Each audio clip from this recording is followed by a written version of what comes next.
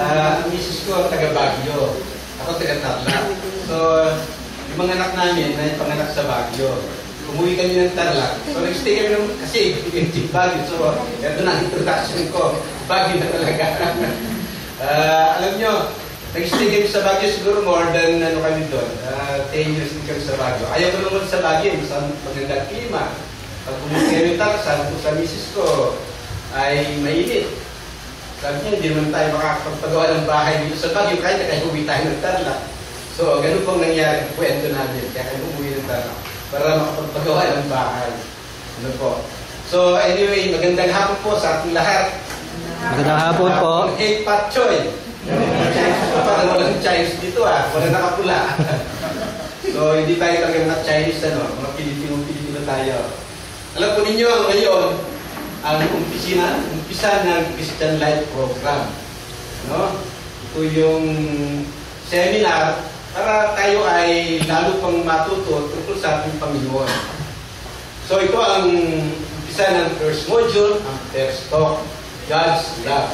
Pero bago tatalagay itong God's Love, alam ba ninyo na tayo ay tumatanggap, dahil nabanggit natin ng God's Love, tumatanggap ng regalo sa ating Panginoon na 26 times in a day.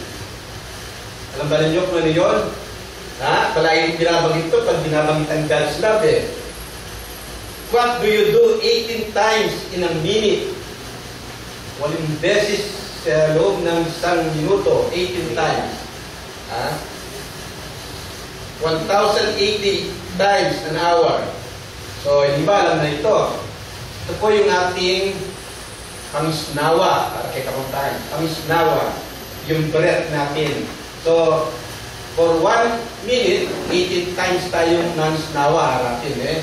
So, nung 40 anos pa kang yan nakatanggap na kang 378 million gifts from our God. So, ganyan po. God's love.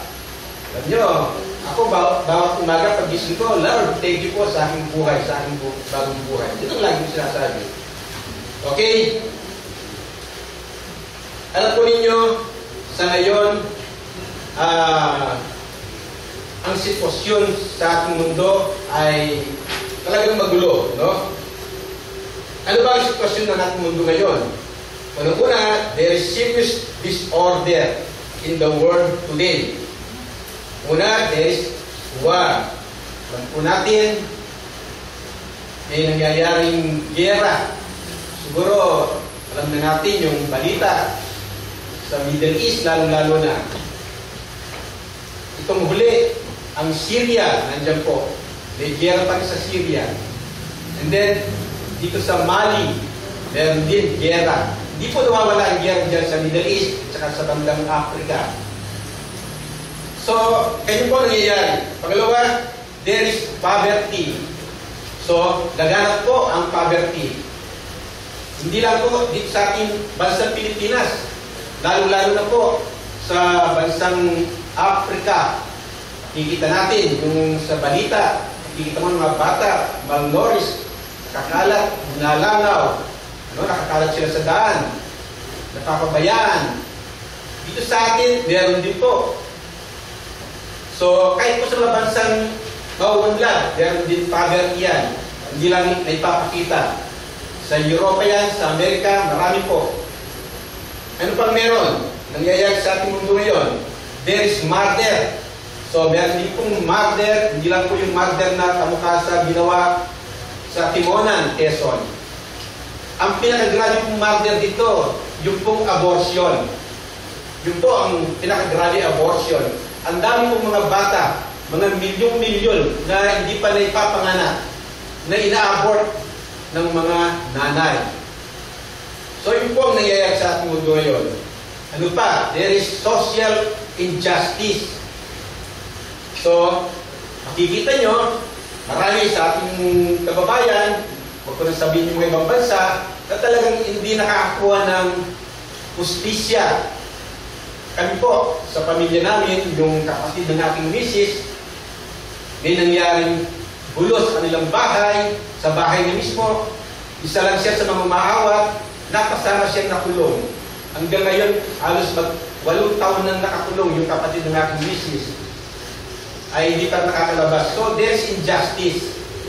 So, parang kung ganyan, sa prison, provincial jail, kung saan tayo nagkakaroon ng mga members dyan, at kinakausap namin, ang tansya po namin, 80% sa mga nakakulong sa provincial jail, injustice din po nangyari sa kanila, napagbibintangan. Natatalo sila sa mga may pera, sa mga may kaya, sa mga malalakas.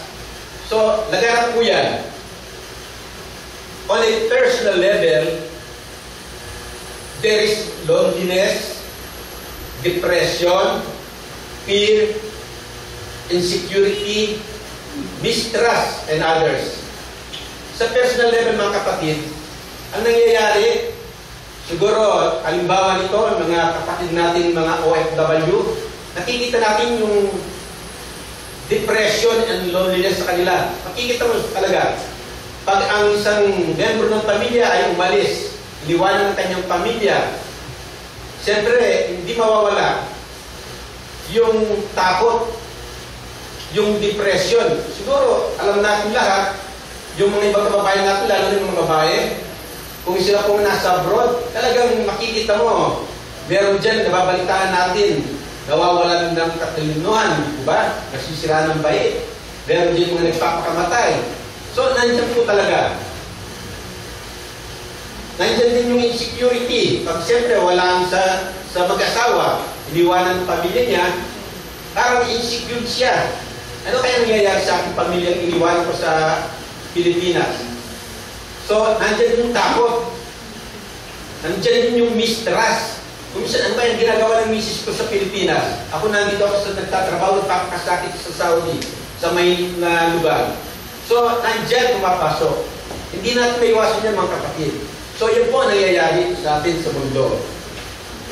So, everyone agrees that something major is needed to correct the situation in the world.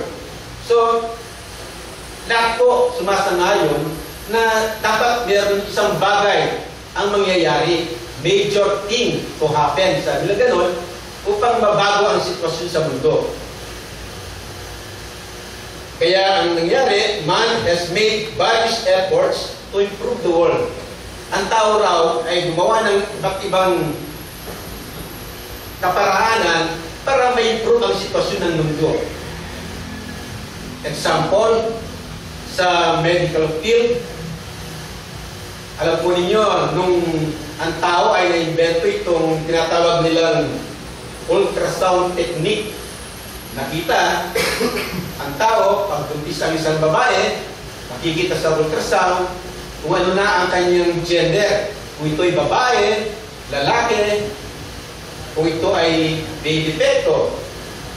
So, ang nangyari ngayon, ang ibang tao, pag hindi nila type ang gender ng magiging anak nila, lalo na sa mga bansang maunlad, o kaya sa mga like China, mas prepare nila yung lalaki, ina-abort po yan, pinapatay na. So, paano po nangyayari? So, ang Panginoon, parang nakita niya, hindi pala pwedeng pagkatiwalaan ang tao pag binigyan mo ng karunungan. So, ganun po nangyayari. Ano pa? Man cannot be completely trusted to use God's wisdom properly. And in other examples, sa food production. Sa food production, ang tao rin ay nakalika ng iba't ibang pamamaraan na mapalaki yung harvest. Ano po? Dahil nagkaroon ng mechanization. So, yung dating po konti ang harvest ng mga nagpuproduce ng pagkain, lumaki po yan, dumami. Pero bakit marami pa rin sa buong bansa o sa buong mundo ng mga mahihirap, yung mga nagugutom, yung mga malnourished? Kasi, nakita na naman natin dito, ang tao ay hindi marunong mag-share sa kanyang mga pagkain o mga ari-arian. Dito na lang sa atin. Kung minsan, sobra-sobra yung mga pagkain natin, hindi man natin naiisip yung mga kapitbahay na may talagang nangangailangan, ay i-share natin. Minsan nabubulok na lang sa ating refrigerator. Ang bansang Amerika, pag sobra-sobra po ang kanilang na-produce na pagkain, ito ay gulay o prutas o karne. Ano po ginagawa? Ang ginagawa ng Amerika, itinatapon po yan sa dagat. Hindi po yan i-share. So, ganito po nangyayari. And then, man is not succeeding, hindi po tayo nagsasucceed because all these efforts are based on man's wisdom. Ang kailangan po dito is God's wisdom, not man's wisdom. God's wisdoms and ways. Diba, sinasabi nga, yung thoughts and ways ng Panginoon ay iba sa ating thoughts and ways. Diba? So, what's the way of God? Ano ba yung pamamaraan ng ating Panginoon?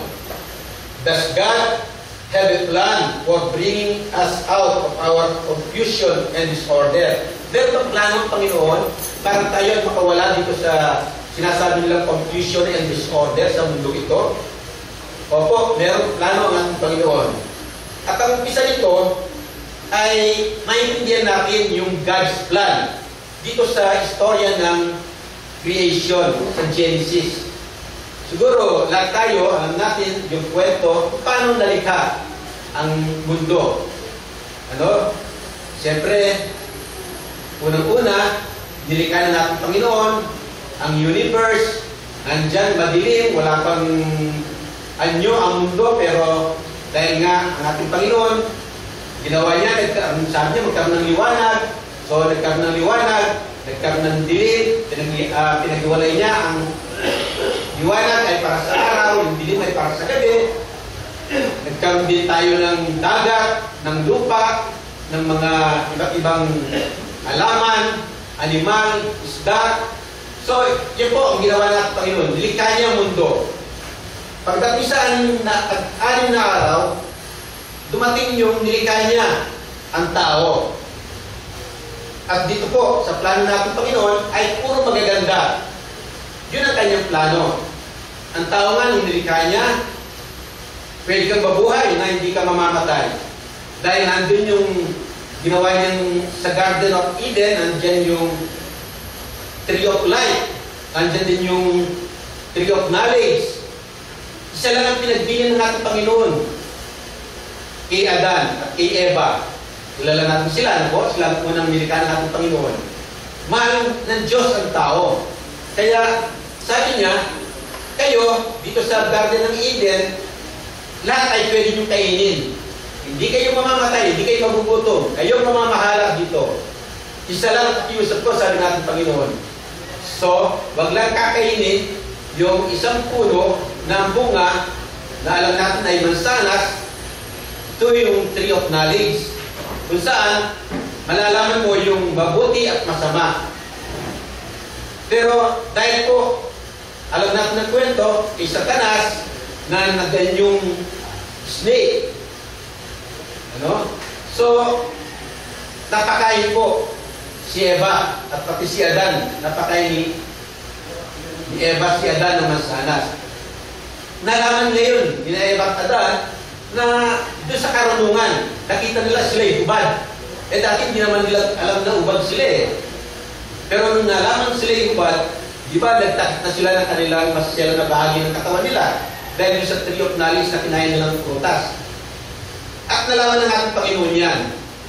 So, wala sa plano ng Panginoon natin na sila ay magkaroon ng pagkakasala, na sila ay sumuway sa kanyang utos. So, ano pong nangyari? Pinarusahan sila ng ating Panginoon, di Yahweh. Tawag pa natin sa kanya noon dahil Yahweh, siyang Diyos, siyang lumikha ng mundo. Kahit pinarusahan sila, pinalayas sa Garden of Eden, binigyan pa sila ng kasuutan na gawa sa balat ng hayop. So, nakita niyo ang pagmamahal ng ating Panginoon. Lahat ng nilikha ng Panginoon ay para sa kabutihan ng tao. So, nagkaroon ngayon ng sinasabi natin pagkakasala ang tao. Pero ito ay nanggaling o naging initiative ng tao, hindi sa ating Panginoon. And so, titignan natin sa libro ng Genesis, dumating yung kwento rin na sinabi ng ating Panginoon sa kanila, ikaw kanya babae, nung pinalaya sila, manganganak ka at ang anak mo ang siyang papatay sa ulo ng ulupong, yung snake. Diba? At ang sinasabi ng Yahweh na babae na manganganak ay si Mama Mary. Ganun po yan. And then, sa kwento, kung pagpapatuloy natin sa libro ng Genesis, yung kwento ni Cain at saka ni Abel. Na si Cain, pinatay niya si Abel.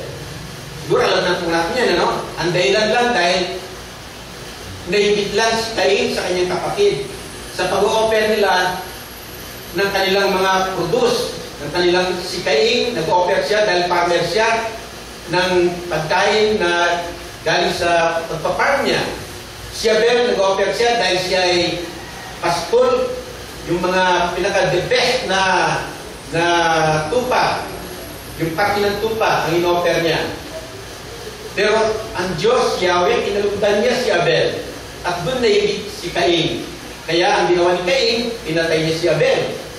So, nagkaroon naman pagkakasala ang tao. Pero ang Diyos, napakabuti niya. Instead na kahit pinalayas ng ating Panginoon si Cain, binagyan pa niya ng marka para hindi siya patayin pag siya ay naging nagalag na sa mundo. So, ganun po ang ating Panginoon. Mapagmahal. And then, nandiyan din yung kwento sa Genesis na kay Noah, yung Noah's Ark, alam natin yan, ano? Dahil nga sa dami ng tao, na patuloy na silang nagkakasala, ang Diyos natin ay talagang gusto niyang patayin ang lahat ng tao. Pero ang ginawa po ng Diyos, pinili niya. Dahil si Noah na lang, ang kanyang pamilya ang naging kalugod-lugod sa ating Panginoon. So pinili niya si Noah. Sinabihan niya na palulubugin niya ang mundo, papatayin niya lahat ng tao na talagang makasalanan, pumili lang siya o gumawa lang siya ng kanyang arko o parang ito'y bakpo at maglagay ng mga iba't ibang paris ng mga hayop, mga ibon. So ganun po ang nangyari. Ang kwento, namatay lahat ng mga tao, so ang pamilya ni Noah ang nabuhay. So ganun po, tuloy ang kwento sa ating Genesis at nakita natin ang tao, dumating yung panahon na sila ay gumawa ng tinatawag natin Tower of Babel. Ano po? Na gusto ng mga tao, gumawa sila ng lusod. And then gumawa sila ng tore para daw makakit sila sa langit. So anong ginawa ng Diyos?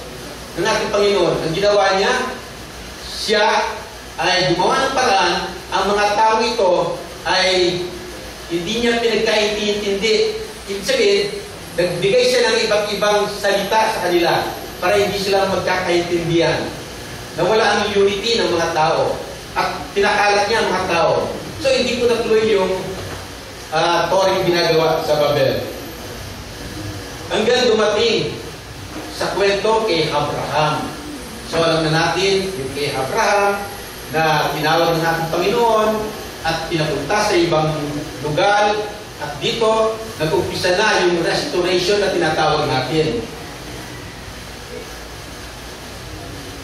Alam po ninyo, ang Panginoon ay hindi siya malayo. Hindi siya indifferent. Ang Panginoon, dahil mahal niya ang tao, saan man mapunta ang tao, ginaguide niya. Nagdarasal ang tao, pinakikinggan niya. Tinuturuan ng Panginoon ang tao upang mag-succeed sa lahat ng mga gawain niya. So, ganyan po ang ating Panginoon.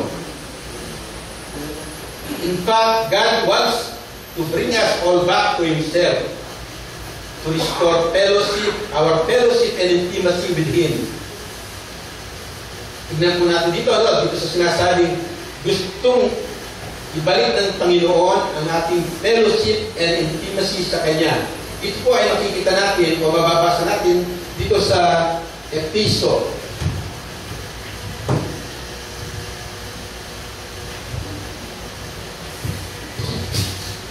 Ano ba sinasabi dito? Dahil sa pag-ibig ng Diyos, tayo kanyang itinalaga upang maging mga anak niya sa pamamagitan ni Hesus Kristo. Yun ang kanyang layunin at kalooban. So ito ang plano ng ating Panginoon. Tinubos tayo ni Kristo sa pamamagitan ng kanyang kamatayan at sa gayoy tinatawad na ang ating mga kasalanan. Gayon kadakila ang pag-ibig na ipinadama niya sa atin. Binigyan tayo ng karunungan at kabakiran upang lubos natin maunawaan ang kanyang lihim na panukala. So, yun po ang pinakaplano ng ating Panginoon. Binigyan niya tayo ng karunungan. Ano po? Pero, ang tanong, how can God's plan happen? Paano kaya mangyayari dito sa plano ng ating Panginoon? Kung titignan po natin ang ating kapaligiran, parang imposible. Ano po? Again, we need to turn to God's wisdom. We need God's point of view. What does God say about life's realities? So, dahil nga tayong mga tao, iba ang ways natin, iba ang ating karunungan, kailangan natin karunungan ng ating Panginoon. Sinasabi, kailangan natin yung punto de vista ng ating Panginoon. We need God's point of view. At eto ang tanong, ano po ba ang sinasabi ng ating Panginoon about our life realities? Ano ba ang nangyayari sa realidad sa buhay? Sa Bible po, sinasabi yung realidad tungkol kay Satanas. Ito, makikita natin dito. We are not just confronted with particular wrongs in society or in ourselves. Behind all this is something bigger. Alam po ba ninyo, nangyayari sa atin ngayon? Bakit ang daming lumilitaw na kasamaan, mga kasalanan na gagawa ng tao? Yung mga nangyayaring hindi dapat mangyari. So, there's something bigger daw dito nangyayari. Meron nagmamaniobra. At sino ang nagmamaniobra? Si Satanas. Tingnan po natin, ito po ay nasa episode niya rin. Tingnan natin.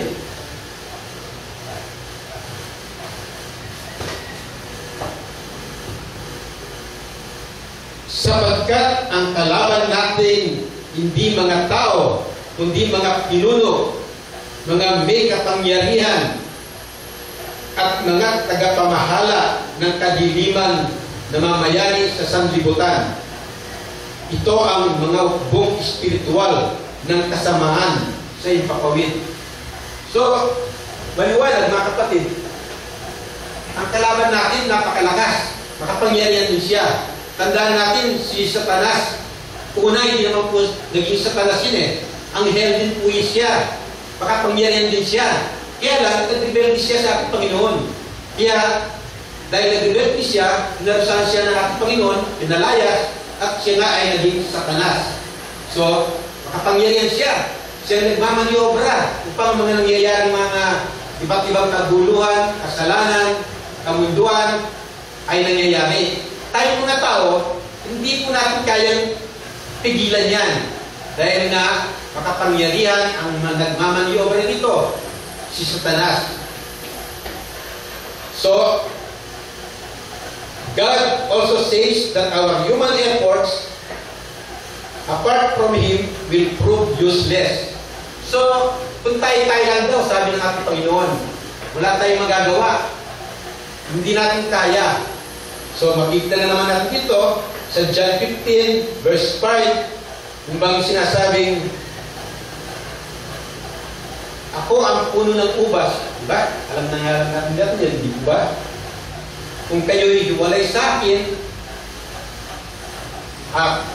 kung kayo'y o ako ay walay sa inyo, wala kayong magagawa, sabi dito sa verse na ito. So, kailangan po natin ang ating Panginoon. On our own strength, we cannot overcome the challenges in our Christian life. So, importante mga kapatid, kailangan nakakapit tayo sa ating Panginoon. So, ano po ang solusyon? Ang solusyon dito, walang iba kundi si Jesus Christ. Christ is the answer. He is a spiritual being more powerful than Satan. He is divine from which we draw life, strength, and power. In fact, Christ is the fullness of God's love. Si Kristo, mga kapatid, siya ang kabuuan ng pag-ibig ng Diyos. Bakit siya naging kabuuan ng pag-ibig ng Diyos sa atin? Dahil si Kristo po, mga kapatid, ay nag-iisang anak ng Diyos at ibinigay niya sa atin upang tayo ay tubusin sa ating mga kasalanan. Ganda po ng lahat yan. Thus, in Jesus, we experience the love of God. And in Jesus, God's plan for restoration can begin to happen. And so, at this point, mga kapatid, gustong tawagin yung ating mga couple sharer. Ano ba muna tatawagin ko? Couple share natin o ang ating special sharer?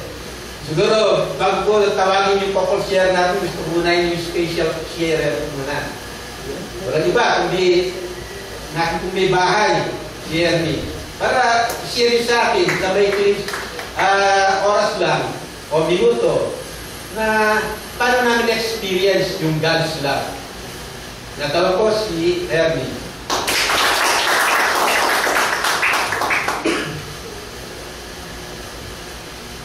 Magandang hapon po sa inyo lahat, lalo na sa dumating ngayon na mag-join sa CLS. I'd like to congratulate you for spending your time with us, and for sure, hindi nyo po sisisihan itong ginawa nyo ito. Ito lang umpisa ng magagandang bagay sa inyong buhay. Na-mention ng husband ko na ako ay taga-Baguio. Ako ay taga-Baguio, pero hindi ako Igorot. Ako po ay kapangpangan doon ng Pangkora. Actually, I would like to start my short share with my family. I belong to a very big number of family. Kasi uso pa doon, pag naanganak yung mga magulang, dosena. And kami, isang dosena po kami. Itong babae, 5 lalaki. And napakahirap po namin nung kami ay maliliit pa, to the extent that we have never felt the luxuries that I am experiencing now. Talagang napakahirap na hanapin pa namin yung kakainin namin sa maghapon. Pag minsan, nalilis pa namin yung isang meal sa isang araw. At kami mismo ang nagpaaral sa aming sarili, sa aming sipag at tiyaga. Tapos, nakatapos din kami, lalo na ako ng kaming mga babae. Tapos, nung nag-asawa na ako, after 2 years, medyo namumblema kami dahil hindi kami nagkaanak-agad. After 2 years, pinayayaan kami na isang lalaking sanggol.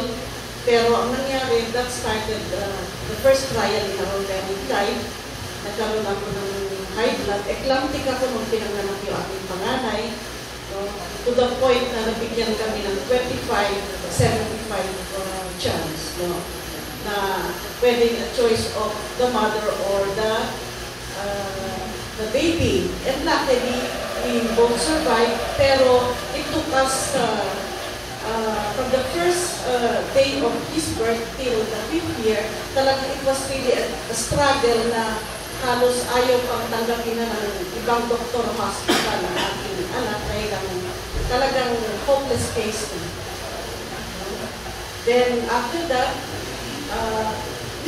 talagang hindi naman perfect yung family namin, the ups and downs. And then finally, in 1992, we joined the Caucus for Christ. And that was the beginning of the beginning of a change in our life. That really improved, and we started a very nice relationship with the Lord. Until now, we are still a member, we are still enjoying the joys, the happiness, and the camaraderie of our brothers and sisters in the community. And then one day, nagkaroon na naman kami ng trial. My husband was diagnosed to have positive ischemia. May barato ang kanyang puso. Yung ugat ng kanyang puso. So if not operated, baka anytime magiging valid siya or pwede siyang mamatay. And of course, in married life, nag-aasawa yung mga anak nyo, yung panganay ko, nag-asawa siya, and that has brought us to the fullness of life. Nagkaroon kami ng apo, we have 2 apos now, and we are very happy. Yun na ang pinaka-interest sa buhay namin, that give joy to our family. But you know, brothers and sisters, the trials and the difficulties that we have undergone since I was not married until now, I felt that the Lord did not abandon us. Hindi niya man iniwan. Nung maliit pa kami sa aming pamilya, na halos hindi namin kayang masustain ang pangangailangan namin sa aming pagkain at sa aming pag-aaral. I felt the Lord did not abandon us. Hindi niya man iniwan. Kasi imagine, through hard work, natapos kami. Nagtinda kami sa umaga, sa hapon, nag-aral kami. And you know what? Kahit na nagtitinda kami sa umaga, hindi kami nakakapag-aral mabuti sa gabi o kaya sa umaga, top pa kami sa school namin. And we were able to earn our own degree sa aming mga babae. Isn't that awesome? Amazing? Na through hard work and with the prayers, the Lord really helped us. Tapos, isn't it inspiring, awesome, and amazing that the boy, the baby who I had a hard time, na talagang pinaglihi ko siya, pinaganak ko siya. After 5 years, nabuhay siya. And I'm glad that the Lord has answered our prayer. Pinagdasal ko. Normally sa ating ating pamilya, pinagdadasal natin na sana mga anak natin, lumaki sila na maging Kristiyano. And that is one of the greatest manifestation of God's love to our family. And I am inspired na that boy na talagang halos patay na noon, he should serve in you. Ang aking anak na si Dennis.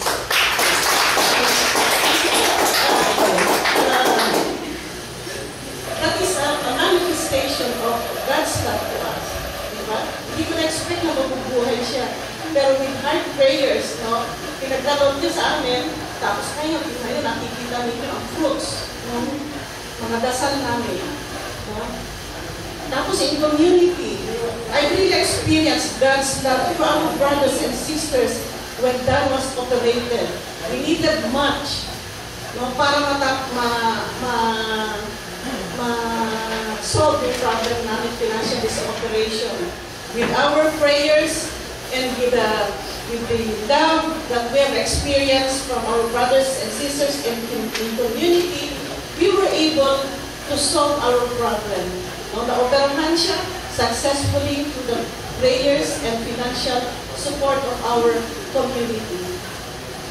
Kaya, alam niyo mga brothers and sisters, ano man ang mangyayari sa ating buhay, talagang yung mga trials, mahirap man, madali, ipagkakaloob niya sa inyo. Lahat yan. Basta manalig lang kayo sa kanila. Manalig ka kay Lord. Ipagkaloob mo ang buong puso mo, buong katawan mo sa Kanya. Surrender mo kung ano man ang trials at problema mo. At talagang hindi kayo pababayaan. Nangyari nga yung sinabi nga ni Dani sa Genesis, no? Talagang yung mga tao, talagang napakasama nila, dahil ang Panginoon mapagmahal, kahit na ganun pa man na masama sila, tuloy pa rin ang pagmamahal ng Panginoon sa kanila. Ganun din sa atin. Kaya, dapat, huwag tayong mawalan ng pag-asa. Ano man ang nangyayari sa ating buhay, yan, alam ng Panginoon. At sigurado, hindi kayo pababayaan. Manalig lang kayo sa Kanya at maniwala kayo na Siya ang hari sa ating buhay. Thank you. Thank you, Mami. Ito po, sharing na natin, Mrs. Si Dennis kasi noon dahil kaset at media, 7 months siyang nilabas, so maliit siya. Talagang hindi mo alam kung mabubuhay. Pero sa awa ng Diyos, sa pagmamahal ng Diyos, nabuhay siya, natin kung may kasama natin. At ako rin, masaya lang po, for the first time nangyari, nagkaroon ng tinatawag na, eto, siya nagserserve bilang team leader sa isang Christian Life program, at ako ay napasama. Ako naging po ng speaker. Hindi naman po sinadya yan. Ang dapat na speaker natin ngayon ay si Father Jess. Kaya lang hindi siya available, kaya ako naisipan nilang pumalit sa kanya. So, maligaya po. Napasama ko na kasama siya, magkasama kami, nagsisilbi ang ating Panginoon. So ngayon naman, yung experience naman ng God's love ng ating kapatid, na si Brother Arnold at Sister Lenny Ocampo. Nakuhaan ko lang siya.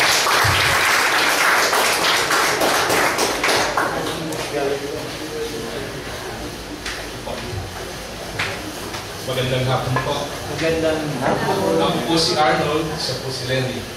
Kami po ay 20 taon ng mag-asawa. Kagabi po, sinurpresa kami ng Sister Weng at binigla kami. Sabi ni Sister Weng sa amin, "Brother, sister, bukas kayo magsishare ng God's love."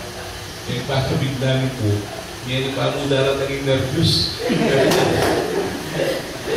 Anyway po, pagsakay namin sa kotse, sabi ng wife ko, anong si-share natin? Anong sasabihin natin?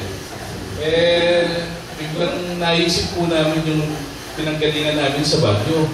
Sabi ko sa kanya, sandali lang. Di ba sabi sa Baguio, ano bang gusto niyan sabihin natin doon?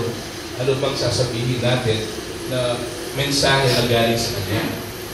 So, sa konting karanasan ko po, alam ko na ang Diyos nagsasalita sa experience ng tao.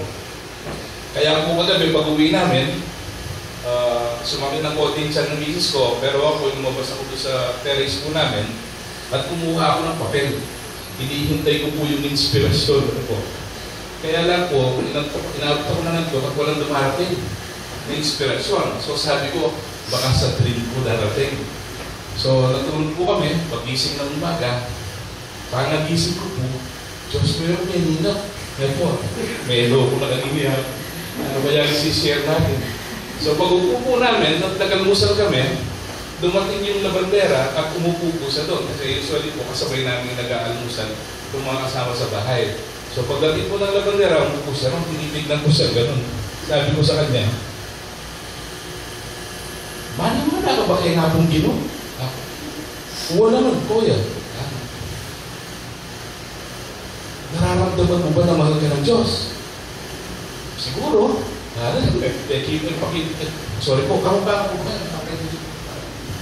"Siguro." "Kapilan mo din dang lugod-daling nga pong binugya ka." Ang sagot po niya iba-iba yan kuya. Sabi niya, ang pagmamahal ng Diyos, pwedeng pagmamahal sa isa, pwedeng hindi sa isa.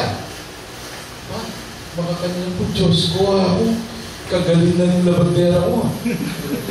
Tama po siya on 2 counts. Ang una, ang pagmamahal ng Diyos, pag tinignan mo yung karanasan ng isang farmer, ang ulan na dumarating ay pagmamahal ng Diyos sa kanya. Pero doon sa nagbibilan po ng balay, hindi sa pagmamahal, iba. So sabi ko, wabil eh. Pareho-pareho, depende. So, ang ibig sabihin siguro sa akin, sabi ko ng Diyos, ay itong pagmamahal ng Diyos, dapat nasa personal mong karanasan, hindi yung karanasan ng ibang tao. And totoo din pong sinabi niya on the second point. The second point was, ang pagmamahal ng Diyos, pwede rin namin maramdaman pag convenient. Pag may masaya, pag may joys, pag may mga, like halimbawa, sabi ko sa karanasan ito, pag tinod kang loto, subukan mo tumudloto, ngayon mo sabi, God is good daw. Bota kay kalugod na nga pong kinukara ko, ako po yan. Bota kung kaya pag graduate sa itang iguyon mo rupo, and then you say, God is good, di ba? God loves us. So, sabi ko po, mas may mataganda pa na rin ang moments na rin ang experiences. So, on my personal experience, yun ang pwede kong pagkasihan. Sinulat ko po na yung po ito mawala. And second po, pinag-uusap pinita namin, sabi nagsisharing po kami mag-asawa kalinang umaga. So, ang isang napagkasunduan po namin pwede rin natin makita ang pagmamahal ng Diyos sa kanyang kamay. Okay? Doon sa guiding hand niya. Well, hindi po ito ganun ka-evident. Hindi po ito ganun kalinaw na makikita. Kasi po, ito yung tinatawag nilang looking back experience na pwede ko lang ma-appreciate kung titignan mo siya from today pa-atras. Okay? So, ito po isang bagay na pwede hindi rin tayo nag-agree. Pero pag tinignan mo maigit, it turns out to be the best. Ano po itong experience? Ako po kasi ay ex-seminaryan. Nag-stay po ako ng 5 taon sa seminaryo. Ngayon, ako po ay kagustuhan ko talagang magpare. So, sa kagustuhan ko magpare, after 5 years, lumabas po ako para maging mas better sana akong pare. Ano po? So, ang ginawa ko po, nagpunta ako sa Tagaytay, nagkaroon ako ng spirituality, umupo, seryoso yung pagpapare, ano po? And then, nagtrabaho po ako. Na-assign po ako dito sa Taglang as ahente ng gamot. Nung nandito po ako, I was working here Monday to Friday as salesman. Pag Saturday, Sunday po, nasa parokya ako, naka-habito ako, nakasutana ako. No? And it went on for 3 years. Umabot po siya ng 3 years kasi every year I was attempting to go back. So, kinakausap po yung director, sabi ko, okay, Father Bompangan sa Mother of Good Counsel, bigyan mo ko ng programa na pag pumunta ako dyan, sabi ko hindi naman masisira yung ulo ko. Just to give you an understanding po why that is, pag pumasok ako kasi sa seminaryo, lumalabas ka lang once a month. Sa trabaho ko po bilang ahente, pag isip ko pa mangabak, at yun ako po kandara ng gabayong matutod. So, nung ikulong mo ko, sabi ko, pag kinulong mo ko, baka bumibay ako. Sabi niya, sige, babalik ka. Babalik po ako, 1 year. Ay, bro, sabi niya, hindi ako nakagawa. O sige, sabi ko, next year na lang. Second year, on the third year po, sabi niya, nakagawa akong programa yun. Punta kami second floor. Pagdating ko po doon, nag-uusap kami, sabi ng pare, pagpasok ko lang, narinig ko na what is vocation? Sabi ko ni Father Abel, Basilio, Diyos ko, pinipal ko na yun 6 years ago. Linuwal ko pong pasibahin. O bro, sabi na, ito mo yung naisip ko O sige, palinong na lang kami, pero 3 na patuloy niya. O, napakabalik din. Well, after some time po, noong November, nakita kong tumawid yung asawa ko sa letak ng Ramos Hospital. May tumawid kong babae, sabi ko, oops, hindi nga pang asawa ko. Kung ikatutubig po, at may kagsipig ko. Well, you know, sometimes God writes straight on crooked lines, no? So, and now, I'm happily married with my wife, no? We have a very good family, right? I'm happy with my family. And siguro din sabi ko nga kung darala na ako kayo ng direksyon na yun. And there was no regrets after that.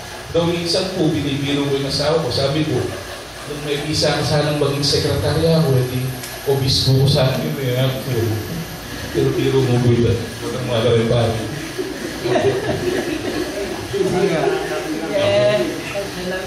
So sometimes po, on our personal experiences, Guys, sasakay kang bus, umamalibuha ka, pupunta kay Obra, bigla, makasakit, hindi po tayo makasakay. Sabi natin, hindi naman natin fault, kasi tama naman ang oras natin. Sa iba ka naman hindi kasipin mong balik, may ipag-12 po yan. Anak kakamwa, pero pota po minsan, looking back, at bigla makabalita ka, may accident or whatever, hindi ka dapat kaya happy na agad. So sometimes we see God's love also on everyday things. Simple na po na minsan hindi man na natin pero nandun. Okay? And it's also God's love. We also see God's love in trials and tribulations po. Kasi sabi natin doon sa Bible reading natin, fire tried gold. Pinag-cleanse niya tayo, pinag-purify niya, so roughen the edges. My wife will be sharing po some personal experiences namin sa family namin. Opo, tungkol po ito dun sa first baby namin, panganay, si Paolo. Nung ipinanganak ko po siya, hindi po siya humihinga. Tapos po, yung doktor, re-revive siya. Binalaman po siya, tapos diniretso na po siya sa ICU. Hindi ko pa po siya nung nakikita. Pinakita lang po siya sa akin after 3 days. Kaya po pala nila pinakita sa akin kasi 50-50 na po buhay niya noon.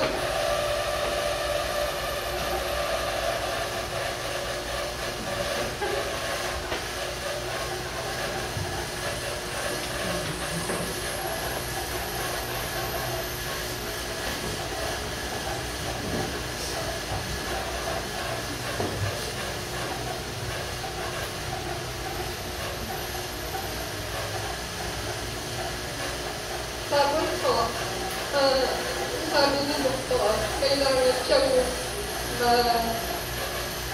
mag-blood transfusion. Yung dugo po niya mahirap hanapin, AB. Tapos, ang husband ko nag-ikot-ikot siya, naghanap siya ng tulubat. Wala silang mahanap. Nagmamadali po yung doktor sa oras. Tapos, ginawa po niya, pumunta po niya sa mga tricycle driver, naghanap siya, sabi niya, bigyan ako ng pera. Sabi niya, paghanap niya ako ng tubo na naibig. Tapos, nakakita naman po, yung iti-test pa po yung dugo na kung positive siya o negative, or it's positive, negative. Wala din pong pang-test dito sa Tarlac, kailangan po dalhin sa Angeles. Panahon po na yun, mahirap po magpunta ng Angeles kasi po, di ba po yung lahangon, yung pinatubo, nasira po yung mga daanan. Kailangan namatest yung dugo. Kaya po siya, nagpunta na kahit po alam niyang delikado, tinuloy pa rin po niya pagpunta ng nilusong po. Ang sasakyan sa may ilog. Tapos po, yun, nakarating naman po, tapos umuwi din po sila kaagad. Tapos blood confusion po siya ng madaling araw. Tapos wala pa rin po kasiguraduhan yun. 1 month pa rin po kami naghihintay kung magtatagal ba siya o mabubuhay siya. Pero mabait po niya sa amin at nabuhay siya. At hanggang ngayon po, nandito pa rin po siya sa amin, kasama namin. Tapos after po nun,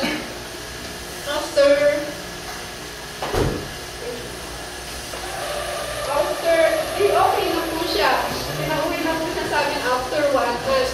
After 8 months po, magkakaroon na naman po ng panibagong problema. Nalaman po namin na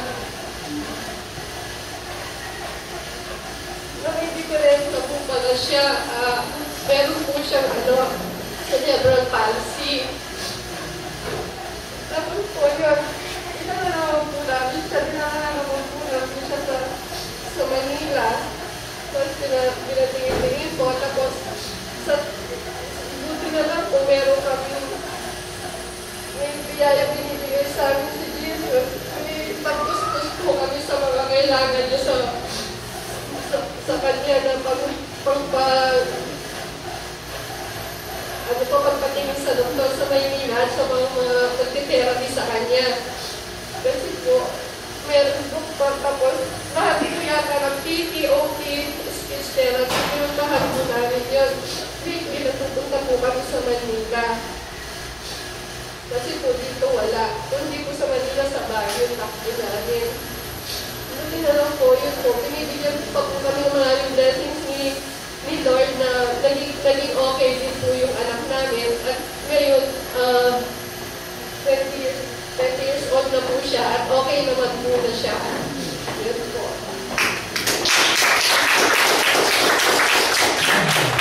So, di po ba mabait ang Diyos, no?